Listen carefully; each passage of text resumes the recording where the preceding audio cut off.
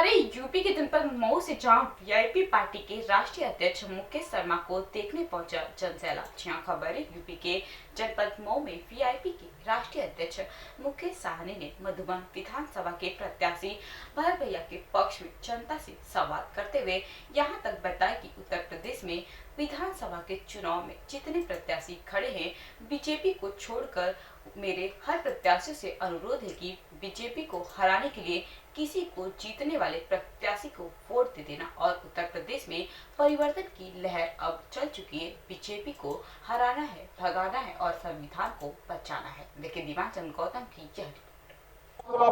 मैं Diwanchand Gautam fast news से नमस्कार प्रणाम। मैं इससे मौजूद हूँ जनपद मऊ की विधानसभा मधुबन में, और यहाँ पे वीआईपी पार्टी का जनसभा रैली शुरू हो गया है। आइए बात करूँगा। और जहाँ पे हेलीकॉप्टर उतरने वाला है मुकेश साहनी जी का, आपको दिखा देता हूँ। ये आपका हेलीपैड है, यहीं पे उतरेगा मुकेश साहनी, वीआईपी जो पार्टी के जो अध्यक्ष हैं बिहार वाले, ये उतरने वाला है। और यहाँ से संबोधित करेंगे अपने कार्यकर्ताओं को। और मधुबन विधानसभा के वीआईपी के जो प्रत्याशी हैं भरत भैया हैं, मंच पे मौजूद हैं। और आइए मैं बात करता हूँ।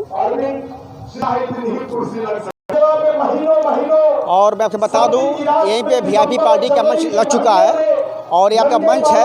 और यहीं पे आएंगे मुकेश साहनी, वीआईपी पार्टी के राष्ट्रीय अध्यक्ष आएंगे मुकेश साहनी, और अपने मधुबन विधानसभा के प्रत्याशी भरत भैया को संबोधित करने वाले हैं। और ये आपका मंच लग के तैयार है। और आगे आपको बता दूं, और इसके बाद यहाँ पे मैं बात करूँगा, कुछ महिलाएँ हैं, कुछ जनता है, कि क्या उनका मुद्दा। आरक्षण नहीं तो गठबंधन नहीं है, गठबंधन नहीं तो वोट नहीं, ये नारा के साथ हमने उत्तर प्रदेश में पार्टी लॉन्च हुआ। वही नारा पे आज भी हम कायम है और हम किसी को वोट नहीं दे रहे हैं, हम अपनी पार्टी को जिता रहे हैं। कल अमित शाह जी ने कहा कि जब समाजवादी पार्टी आती है तो गुंडे बढ़ जाते हैं। आपने समाजवादी पार्टी को वोट डालने के लिए कहा, तो हमने किसी एक पार्टी को नहीं कहा। यहाँ पे मजबूती से जो जीत सकता है, सपा बसपा कांग्रेस, उनको जिताएं, भाजपा को हराएं। और ये गलत बात है कि सामाजिक न्याय जब जैसे चाहे वो समाजवादी पार्टी की सरकार हो, लालू जी की सरकार हो, मायावती का हो, यहाँ पे सामाजिक न्याय मजबूती होता है, वो आगे बढ़ता है। ये भारतीय जनता पार्टी आने के बाद सिर्फ हिंदू मुसलमान करके लोगों को गुमराह कर रहे हैं। एक बात, अभी यहाँ केवट भी है, नाव भी है, राम नहीं है भरत है, तो क्या यह केवट भरत को पार ले जाएगा? निश्चित तौर पे राम और भरत में कोई दूरी नहीं है और केवट और मल्ला में कोई दूरी नहीं है। तो इसलिए हम लोग मल्ला के भाजपा भी वहाँ पे सिर्फ सहयोगी के तौर पे है।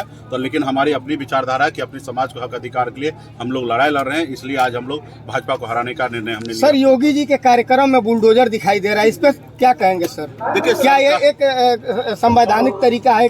जो लोग शुभचिंतक है उन लोगों को सोचने की आवश्यकता है कि सरकार हम बनाए कि गुंडा बनाए। ये सरकार का काम नहीं है कि बुलडोजर लेके इस तरीके से कानून के दायरे में रहकर उनको जो उचित लगे वो उनको करना चाहिए। इसके लिए अंग प्रदर्शन करने की आवश्यकता नहीं है। अगर कोई अवैध कोई कब्जा किया है तो निश्चित तौर पे उसको विभाग के लोग पदाधिकारी उसको तोड़ा जाए। तो इसके लेके और चुनाव मैदान में आकर इस तरीके से डर भय दिखा के काम करना, जब चुनाव का समय आता है तो हिंदू मुसलमान करने लगते हैं। तो ये सब कहीं ना कहीं ये जो सरकार का कमियां है, जो सरकार सही काम नहीं करते, वही लोग इस तरीके से प्रोपेगेट करते हैं और कहीं ना कहीं समाज को गुमराह। चुनाव में आता है मंत्री जी, कभी मऊ में वोट फटोला चुनाव के बाद आता नहीं है। केवल वोट मांगने के लिए वोट फटोला आता है, हम लोगों को कबूतर के रूप में दाना फेंकर निजाम में फंसा देता है। आप वोट बितने के बाद न वोट फटोला आता है, और जिसके लिए आप वोट मांग कर जाते हैं वो कभी आता है, कभी नहीं आता है। आज आप भरोसा देकर के जाइए कि आपका भाई हाउस में जा रहा है, आपके भाई के संकल्प को पूरा करने के लिए आपका एवं खटोला हर 6 महीने पर बंधन की धरती पर आएगा। हर 6 महीने पर जानना चाहते हो, बिना नाम राज, बिना निषाद के राज का पूरा होने वाला नहीं है। स्थापना हो रही थी, भ्रष्टाचारियों को कोई जगह नहीं थी, दुराचारियों की कोई जगह नहीं थी। गरीबों के घर में, गरीबों के आसियाने में खुशहाली था। इस नाम से जब निषाद राज का बेटा इस राम राज की स्थापना में शामिल हो जाएगा और उत्तर प्रदेश की सत्ता की चाबी भी बिहार जैसे अपने पास ले लेगा, तब गरीबों के चेहरे पर खुशहाली आ जाएगी। दुनिया की कोई ताकत रोक नहीं सकती। भी सीखो, अंधेरे में गिर मरते चमकना भी सीखो। वक्त आ गया है मतलब के विकास देखना, इतिहास लिखने पर। मेरे मित्रों, सब में कफन बात के निकलना भी सीखो।